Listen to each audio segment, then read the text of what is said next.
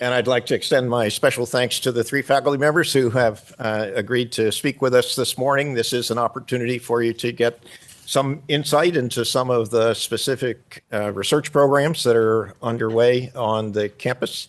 And so we're delighted to have Hannah Druckenmiller, Mikhail Shapiro, and Manuel Endres here. And they will actually be introduced by their division chairs. Tracy will introduce Hannah and so on. Sarah Reisman is away, so it'll be my pleasure to introduce my colleague from CCE, Mikhail Shapiro. But I think all I will do at this point is to turn it over to Tracy to introduce Hannah.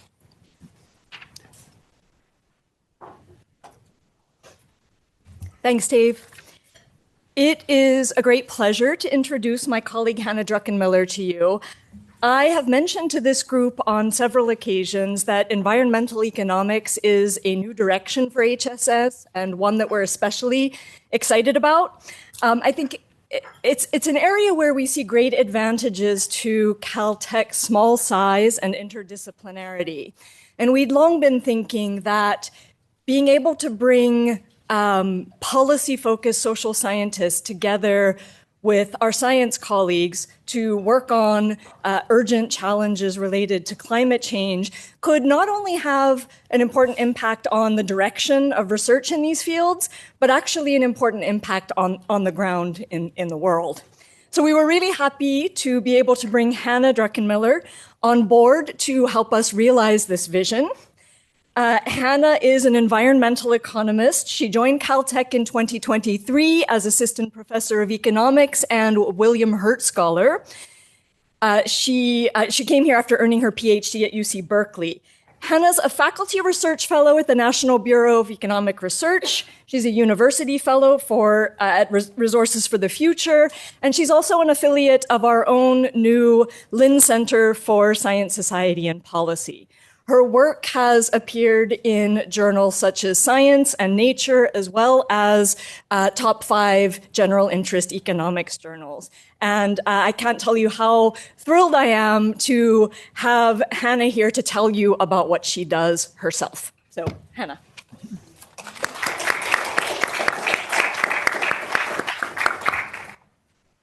Thank you, Tracy. Good morning, everyone, and thanks so much for your time today. You know, when I tell most people that I'm an economist, I usually get asked about interest rates or the stock market. And the truth is that I know almost nothing about either of those things. Economics at its core is not the study of money or financial markets, it's the study of how people make choices. Resources are often scarce compared to what we want or need. So we need a way of modeling how people weigh competing objectives and make trade-offs. Economics provides us with a disciplined and quantitative way of modeling those choices. And environmental economics in particular takes that toolkit and uses it to study the management of our natural resources, things like land, water, air, and minerals. So my group's work in environmental economics focuses on 3 interconnected themes. First, we study natural resource protections, and in particular, we're interested in whether land use regulations are striking the right balance between environmental and economic goals. Or could these regulations be redesigned so that we could better protect the most valuable and environmentally sensitive areas while minimizing the burden on development? Second, we study climate adaptation. We want to know whether and how people and communities are adjusting to growing risks under climate change, and whether they can adjust better moving forward. And then finally, we have an area of research that is focused on creating new data and tools that can help us better measure linkages between the environment and human well-being. And like Tracy said, I'm really excited because each of these areas offers unique opportunities for interdisciplinary collaboration, which makes Caltech the perfect place to be. So for example, in the first area, I'm working with Georgia Giaxari, who's in computer science, to leverage vast Earth observation data in order to predict which ecosystems are delivering the greatest value to society. I'll touch on that at the end of today's talk. In the second area, climate adaptation, I'm working with Andy Thompson in GPS, as well as Jane Bay and Ruby Fu in EAS. Their teams are creating better models of Antarctic ice sheet melting that are feeding into new sea level rise projections. And we're leveraging those projections to understand possible damages to coastal communities, accounting for adaptation. And then in the third area, I have several ongoing collaborations with folks at JPL under NASA's new Earth Science to Action initiative. One of those is to create new remotely sensed maps of coral bleaching around the world, and then use those maps to understand how coastal communities are impacted by reef degradation in terms of livelihoods and food security. So today I want to focus on that first area, land use regulations. And in particular, I'll share a series of projects with you that focuses on wetland regulation here in the United States under the Clean Water Act. Wetlands are probably the most heavily regulated type of land here in the US. If you want to build anything on or near a wetland, you have to first obtain a permit from the federal government. Those permits can take years to get, and they often require very costly mitigation measures. So why are wetlands so heavily regulated? Well, they generate a wide variety of environmental services, things like water filtration, carbon storage, flood control. These environmental services generate significant value for society, but they're often not priced in the marketplace, and most of the value that they generate does not go to the individual who owns the land. So this creates a wedge between the private and the social benefits of these ecosystems that justifies the government stepping in and requiring conservation. But at the same time, this type of conservation can be incredibly costly. To illustrate this point, I'm showing you a map of southern Florida here. You can see Miami and Fort Lauderdale there along the East Coast. And just on top of this map, I've overlaid any area that's a wetland in blue. You can see that in this context, if you want to expand urban area, basically the only dimension on which you can do so is into wetlands.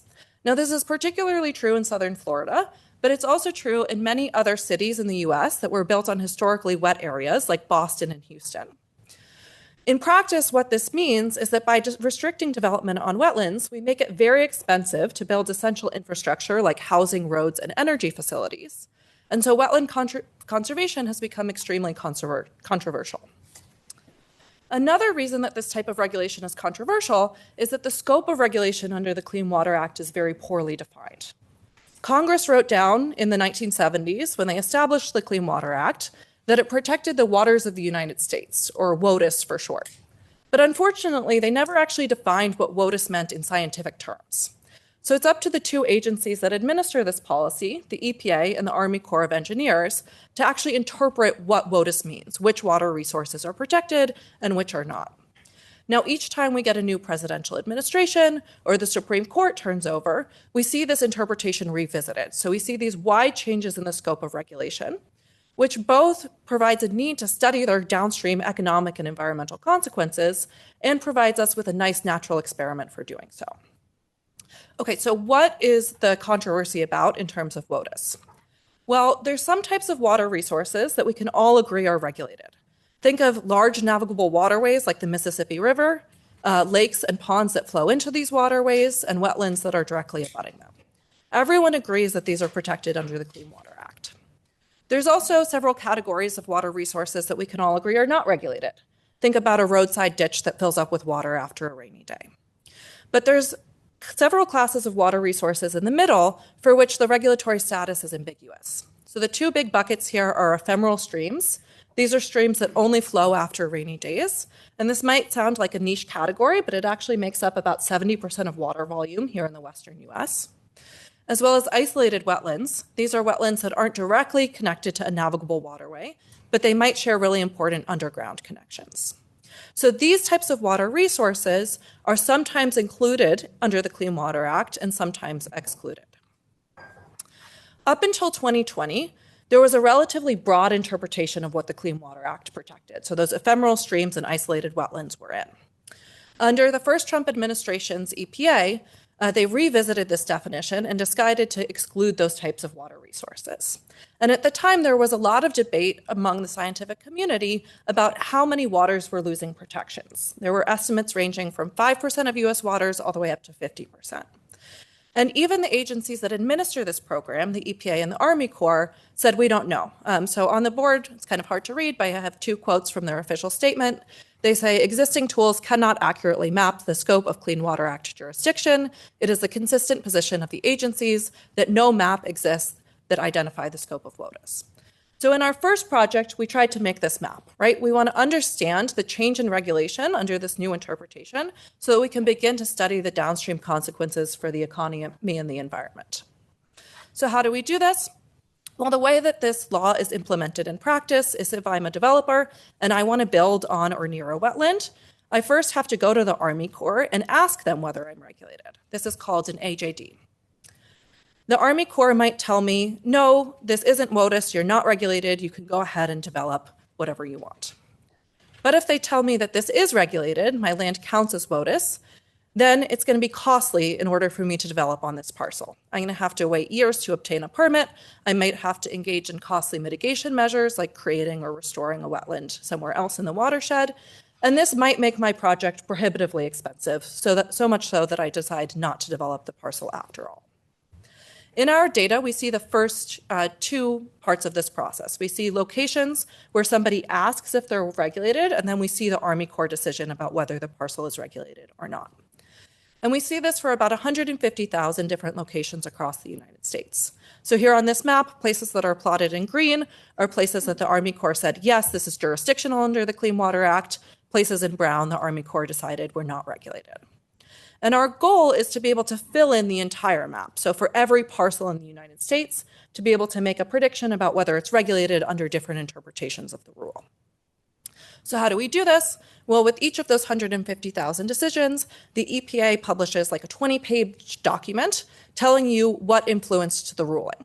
And so we go into those documents and we try and understand what data sources the engineers were looking at when they made these determinations.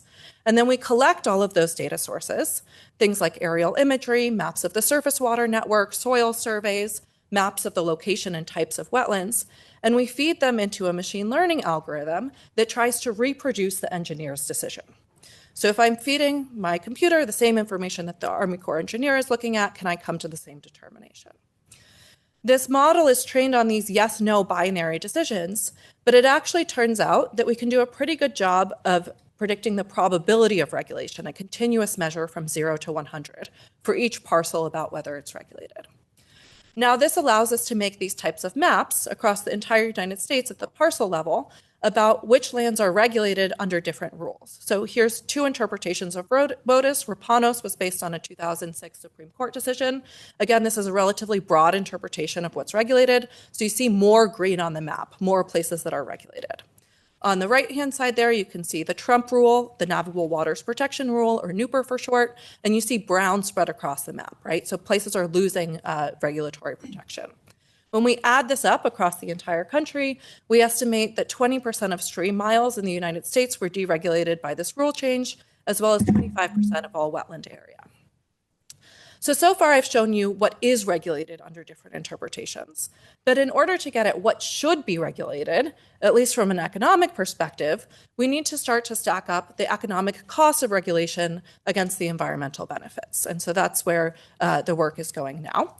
And so we're essentially taking places that were deregulated under this 2020 rule change and then seeing what happened on the ground in these places. So are developers going out and asking for permits? And what's happening to land values when these parcels are transacted? The idea is that if deregulation makes it easier to develop, we should see much more development activity on these parcels, and we should see a bump in the value of these parcels, because that development potential is going to capitalize into the land's price. And that object has actually really nice economic interpretation, which is a landowner's willingness to pay for deregulation. So that's the object that we're after in this project. So the first thing we do is we just go out and we look at how many developers are asking for regulatory decisions on their parcels. So this is plotting the number of requests for wetland permits by month from 2017 to 2024. In blue, you see the number requested under the first rule, Rapanos, which was that broad interpretation. We're marching along at a very steady about 1,000 requests per month. When NUPR, the Trump rule, takes effect in early 2020, we see an immediate jump in the number of requests for these permits. It increases about 5-fold. The rule is then vacated in a federal court in late 2021, and we drop back to pre-NUPR levels. So we interpret this as developers are aware of the rule change, and they're going out there and looking to develop on these parcels that lost regulatory protection. So then we want to know, okay, are outcomes actually changing on the ground? So we link up these yes-no decisions by the Army Corps about whether a parcel is regulated with the remotely sensed measures of land use on these parcels. So what this graph is showing you is an event study In year 0, the Army Corps is making a decision about whether you're regulated or not. So years -4 to 1, this is before the developer has gone and asked for a determination. There's not much happening on these parcels. Starting in year 0, and we can only see out to year 4 because we're working with a recent rule change, once you go and ask for a determination, we start to see the share of impervious surface on your parcel, basically how much of it is paved, increase. But it increases faster for places that are found to be not regulated, those blue dots, than places that are found to be regulated, those red dots. So that gap between the blue and the red, we're interpreting as how much more development happens as a result of regulation being removed. And then finally, we link this to land values. So if it's now easier to develop your parcels, people ought to be willing to pay more for these parcels that are now kind of newly valuable. And so in fact, that's exactly what we see in the data. If we take those predictions from our machine learning model about how likely each parcel was to be deregulated under this Trump-era rule change, and then we map them onto land values, we see that parcels that had a high likelihood of being developed increase in value by about 20 or 30%. Okay, so now we take these numbers and we add them up across the entire US, and we find that this Trump-era rule change, which again deregulated about 20% of streams and 25% of wetland area, increased land values in the country by about $100 billion. How big is $100 billion? Well, that number is kind of hard to interpret unless you can stack it up against the environmental benefits that these lands are providing. So this is an entire agenda, and we have lots of work in this area, but I wanted to show you one example of how we start to assign monetary value to environmental services that are not necessarily traded in the marketplace. So one of the big ticket items here is flood protection. Wetlands act like natural sponges that absorb and slow floodwaters. And when you lose them, you often see an increase in damages from flooding downstream. So we wanted to know how much do flood damages increase when you lose a wetland. That gives us a sense of their monetary value in this one dimension. Now, you could just look at what the flood damages are in places that have a lot of wetlands, but that would be misleading, right? Because wetter places have more wetlands and they have more flooding. So we need some type of natural experiment that can help us identify the causal effect of a wetland on damages from flooding.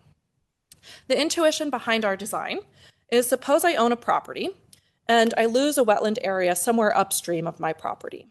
That's going to influence the amount of floodwaters that are reaching me, right? Because it's no longer intercepting those floodwaters before they reach my home. But if I lose a wetland downstream of me, it shouldn't have a similar impact on the amount of floodwaters reaching me. And so what we can do is we can use those downstream wetland area changes as a natural control group or a counterfactual for what would have happened in the absence of wetland loss.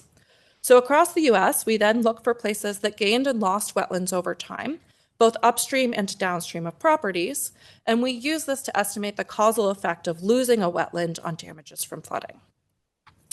On average, we find that if you lose a hectare of wetlands, we see about $1,900 in increased flood damages every year perpetually after that wetland loss. But this average, of course, masks really rich variation in the value of wetlands across space. So naturally, we find that wetlands that are located near higher value property are providing more protective services. Wetlands that are located in higher flood risk areas are providing more protective services, and so on. Interestingly, one of the findings of the paper that's since been corroborated by subsequent research is that wetland area gains are actually doing nothing to protect homes from flooding. Now, this is quite concerning because in the US, we have a policy called no net loss that is meant to kind of hold the amount of wetlands steady across the country. So if you destroy a wetland over here, you have to create or restore one somewhere else in the watershed. And what we're finding is that that creation and restoration activity is not actually offsetting the damage that you're causing when you develop a wetland. Why is this happening? Well, it's actually quite intuitive when you think about it. The wetlands that are getting developed are in areas with high development pressure, in areas with lots of high property value. When the developer then goes somewhere to create or restore a wetland, they buy the cheapest parcel in the middle of nowhere with no houses around it. Okay, so we're not getting a one-for-one trade-off in environmental services. But I was always kind of dissatisfied with this study, which tackles the problem from a very kind of economic toolkit, that we weren't doing a good enough job at modeling the really rich variation in wetland values across space. And so in ongoing work with Georgia Giaxari's group here at Caltech, what we're doing is we're seeing if we can leverage these really vast amounts of information we have about natural and human systems to get more precise measures of the local value of wetlands. So here I'm showing you an example of 2 different sites in Miami, Florida. The top site is a wetland in a coastal area. It's around a bunch of high-value property. The bottom site is also in Miami, Florida, but it's located on the peripheral of the city in an agricultural area. And you can immediately see by looking at these wetlands that they should have different values. So the types of information that we're then allowed to use to model their values are imagery, rich maps of the location of the wetland relative to the surface water network and the location and value of every single property in the US, flood risk maps, elevation maps, land use maps. All of these things can help us generate these really rich local estimates of how much wetlands are worth. So I'm going to stop there to leave plenty of time for questions, but thank you again for your time today.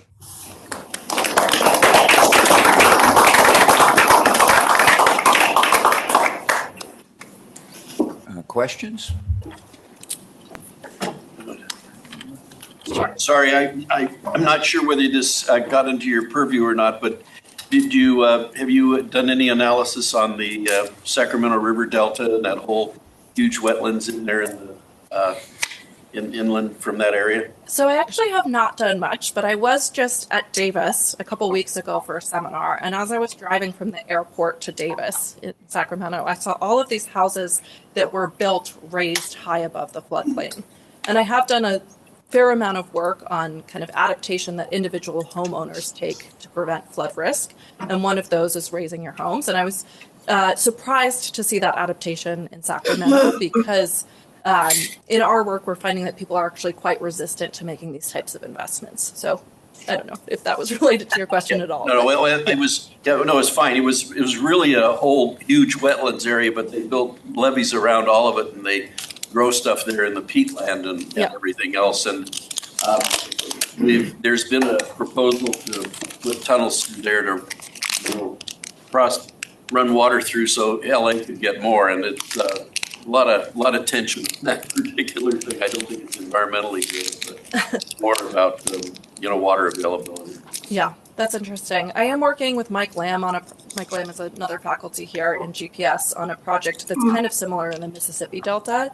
And so there, they've also built levees and essentially constrained the river to flow straight out to the ocean for navigation purposes. But what it means is that the river isn't naturally depositing sediment in the surrounding areas. And so if you go and you look at the Mississippi River, in many places you're standing below it, right? And this is kind of unsustainable if we continue going. So what Mike Lamb's group and the project that I just joined is about is how do we actually cut crevasses to reintroduce water into some of these areas and allow them resedimentation to occur. The only reason I brought that up is my wife and I moved in there about 50 years ago, and so we've seen the evolution activity of all kinds. Anyway, so great presentation. Thank you. Is there another one over here? Okay. Thank you. Great presentation. I was curious if the expectation or maybe hope is a better word that the results of your work can kind of feedback into regulation and policy on the government. Yeah, so we actually work directly with the EPA on all 3 of these projects with their Office of Water. And so they're the agency that's in charge of coming up with the new interpretations and then justifying them from an economic perspective. So far, their work has been mainly focused on creating inputs that go into their cost-benefit analysis. And something that's a bit frustrating about working in this area is it seems like the decision is made and then the cost benefit is done to justify the decision, rather than as an economist, you would like the order to be opposite. But the hope is that eventually, especially by targeting areas where we think there's really high value to conservation and not much development burden, we can help these regulations develop a bit more nuance in where they're targeted so that they don't put such a burden on infrastructure development and housing prices. Terrific. Very good. Thank you. Thank you. Very much.